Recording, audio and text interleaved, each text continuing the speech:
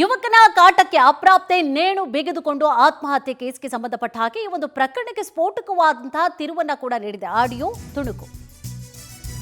ಯುವಕನ ಕಾಟಕ್ಕೆ ಅಪ್ರಾಪ್ತೆ ನೇಣು ಬಿಗಿದುಕೊಂಡು ಆತ್ಮಹತ್ಯೆ ಮಾಡಿಕೊಂಡ್ರು ಅನ್ನುವಂತಹ ಆರೋಪ ಪ್ರಕರಣಕ್ಕೆ ಸಂಬಂಧಪಟ್ಟ ಹಾಗೆ ಸ್ಫೋಟಕ ತಿರುವು ಸಿಗ್ತಾ ಇದೆ. ಒಂದು ಆಡಿಯೋ ಅಪ್ರಾಪ್ತೆ ಸಾವಿಗೆ ಕಾರಣ ಯುವಕರು ಅಥವಾ ಪೋಷಕರು ಅನ್ನುವಂತಹ ಅನುಮಾನ ಕಾಡ್ತಾ ಇದೆ. ಈಗ ಆ ಒಂದು ಆಡಿಯೋ ತುಣುಕಿನಿಂದಾಗಿ ಯುವಕನ ವಿರುದ್ಧವಾಗಿ ಕಿರುಕುಳ ಆರೋಪವನ್ನ ಮಾಡಿರ್ತಾರೆ. ಯಾರು?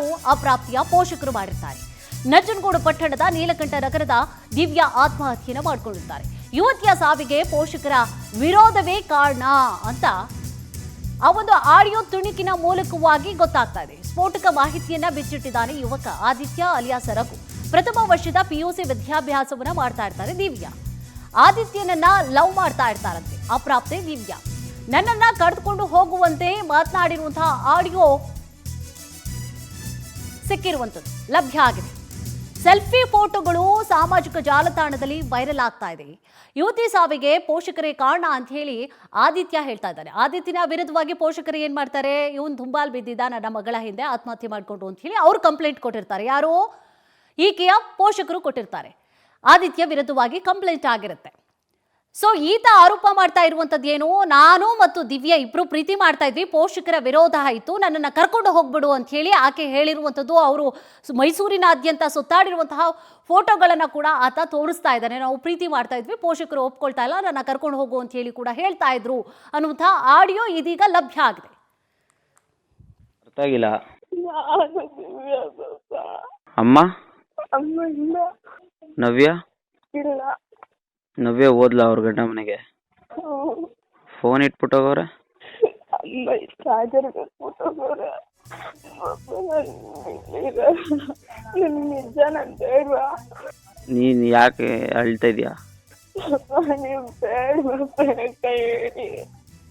ನಂಗೆ ಇಲ್ಲೊಂದು ಮಾತು ಅನ್ಸ್ಕೊಂಡು ತಡ್ಕೊಂಡು ಆಗಲ್ಲ. ನಿಮಗ್ ನಾನ್ ಬೇಕು ಬೇಡ್ವಾ? ಬೇಕು. ಒಂದು ಮಾತು ಹೇಳಿ. ನನಗಿಲ್ಲ ಅನ್ಸ್ಕೊಂಡು ತಡ್ಕೊಂಡು ಆಗಲ್ಲ. ಕಾಲೇಜು ಹೋಗಲ್ಲ? ಕಾಲೇಜ್ ಹೋಗ್ತೆ ನಾಳೆ. ಅವರೆಲ್ಲ ಬರ್ತಾರೆ ಹುಡುಗರು. ಅವ್ರಿಗೆ ಯಾರು? ನಾನು ಅವ್ರ ಮಮ್ಮಿ ಅತ್ತೆ ಭಾಗ್ಯ ಅತ್ತೆ. ಎಲ್ಲಿಗೆ?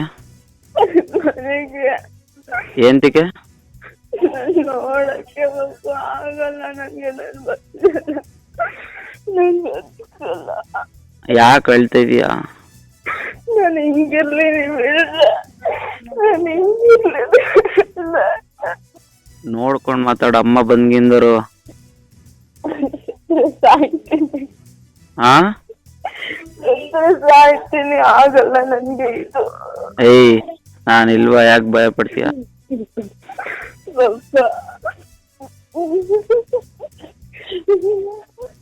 ಯಾಕೆ? ಏನೇನೋ ಯಾರ್ಯಾರು ಏನೇನೋ ಬಂದು ಹೇಳಿದ್ರು ನಂಗೆ. ಆದ್ರೂ ನಾನು ನಿಮ್ಮನ್ನ ನಂಬಿ ಫೋನ್ ಮಾಡಿದ್ದೀನಿ ಪಾಪ. ಯಾರು ಏನೇನು ಹೇಳಿದ್ರು? ಸಂಜನಾ, ಪ್ರಿಯಾಕ ಎಲ್ಲ ಏನೇನೋ ಹೇಳಿದ್ರು. ನಂಗೆ ಅದೇನು ಬೇಡ, ನೀವ್ ನನಗ್ ಮೋಸ ಮಾಡಲ್ಲ ಅಂತ ಗೊತ್ತಿದ್ಕೆ ನಾನು ಫೋನ್ ಮಾಡಿದ್ದೀನಿ ಪಾಪ. ನಿನ್ಗಂಗ ಅನ್ಸುತ್ತಾ ನಾನು ಹತ್ರ ಮಾಡ್ತೀನಿ ಅಂತ? ಇಲ್ಲ ಇಲ್ಲ. ಮತ್ತೆ ನಾನು ಇಲ್ಲಿರಲ್ಲ.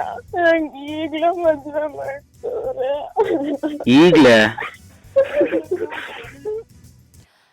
ಇದೇ ಪ್ರಕರಣಕ್ಕೆ ಸಂಬಂಧಪಟ್ಟ ಹಾಗೆ ಹೆಚ್ಚಿನ ಡೀಟೇಲ್ಸ್ ಅನ್ನ ಕೂಡ ನೀಡ್ತಾ ಹೋಗ್ತಾರೆ ನಮ್ಮ ಪ್ರತಿನಿಧಿ ಪ್ರೇಮ್ ಕುಮಾರ್. ಪ್ರೇಮ್ ಕುಮಾರ್, ದಿವ್ಯಾ ಪೋಷಕರು ಆದಿತ್ಯ ಮೇಲೆ ಮಾಡಿರುವಂತಹ ಆರೋಪ ಏನು? ಇನ್ನು ಆದಿತ್ಯ ದಿವ್ಯಾ ಪೋಷಕರ ಮೇಲೆ ಮಾಡಿರುವಂತಹ ಆರೋಪ ಯಾವುದು? ಜೊತೆಗೆ ಇಬ್ಬರಲ್ಲಿ ಯಾವುದು ಸತ್ಯ? ಈಕೆಯ ಆತ್ಮಹತ್ಯೆಗೆ ಕಾರಣವಾಗಿರುವಂತಹ ವಿಚಾರ ಏನು? ಕಂಪ್ಲೀಟ್ ಮಾಹಿತಿ ಏನಿದೆ? ನಿನ್ನೆ ಅಪ್ರಾಪ್ತ ಹುಲಕಿ ಆತ್ಮಹತ್ಯೆ ಪ್ರಕರಣಕ್ಕೆ ಸಂಬಂಧಿಸಿದಂತೆ ಹಲವು ತಿರುವುಗಳನ್ನ ಪಡ್ಕೊಡ್ತಾ ಇರುವಂತದ್ದು. ನಿನ್ನೆ ಅಷ್ಟೇ ಪೋಷಕರು ಯುವಕ ಏನು ಪ್ರೀತಿ ಮಾಡು ಅಂತ ಹೇಳಿ ಇಂಟಿ ಬಿತ್ತಿದ್ದೆ, ಹಂಗಾಗಿ ಯುವತಿ ಮನನೊಂದು ಆತ್ಮಹತ್ಯೆ ಮಾಡ್ಕೊಂಡಿದ್ದಾಳೆ ಅಂತ ಹೇಳಿ ಸ್ಥಳೀಯರು ಮತ್ತೆ ಪೋಷಕರು ಗಂಭೀರವಾದ ಆರೋಪ ಮಾಡಿದ್ರು. ಆದ್ರೆ ಇವೊಂದು ಅವರ ಪ್ರಿಯಕರ ಏನಿದ್ದಾನೆ ಅವನು ಕೂಡ ನಾನು ಲವ್ ಮಾಡ್ತಾ ಇದ್ದು, ಇಬ್ಬರು ಕೂಡ ನಾವು ಲವ್ ಮಾಡ್ತಾ ಇದ್ವಿ, ಆದ್ರೆ ಪೋಷಕರು ಇದಕ್ಕೆ ವಿರೋಧ ಆಗಿದ್ರು. ಆಕೆಯು ಕೂಡ ನಾನು ಬೆಂಗಳೂರಿನಲ್ಲಿ ಇದ್ದೆ, ಆಕೆಯು ಕೂಡ ಫೋನ್ ಕರೆ ಮಾಡಿ ನನಗೆ ಬಂದು ಕರ್ಕೊಂಡು ಹೋಗು, ನಾವು ಇಬ್ರು ಲವ್ ಮಾಡ್ತಾ ಇದೀವಿ, ನಾನು ನಿನ್ನ ಬಿಟ್ರೆ ಇರೋದಿಲ್ಲ ಅಂತಾನು ಹೇಳಿ ಆಡಿಯೋ ಮೂಲಕ ಒಂದು ಆಡಿಯೋನ ಕಳಿಸಿರುವಂತದ್ದು. ಇಬ್ಬರು ಕೂಡ ಫೋನ್ ಸಂಭಾಷಣೆಯನ್ನು ಕೂಡ ಯುವಕ ಒಂದು ರೆಕಾರ್ಡ್ ಮಾಡ್ಕೊಂಡು ಈಗ ವೈರಲ್ ಮಾಡಿರುವಂತದ್ದು. ಯುವಕನ ಮೇಲೆ ಏನು ಆರೋಪ, ಗಂಭೀರವಾದ ಆರೋಪ ಕೇಳಿ ಬರ್ತಾ ಇತ್ತು, ಅದು ಈಗ ಮೇಲ್ನೋಟಕ್ಕೆ ಸುಳ್ಳು ಅಂತ ಕಂಡು ಬರ್ತಾ ಇದೆ. ಆ ಯುವಕನು ಕೂಡ ಒಂದು ಹೇಳಿಕೆಯನ್ನು ನೀಡಿರುವಂತದ್ದು.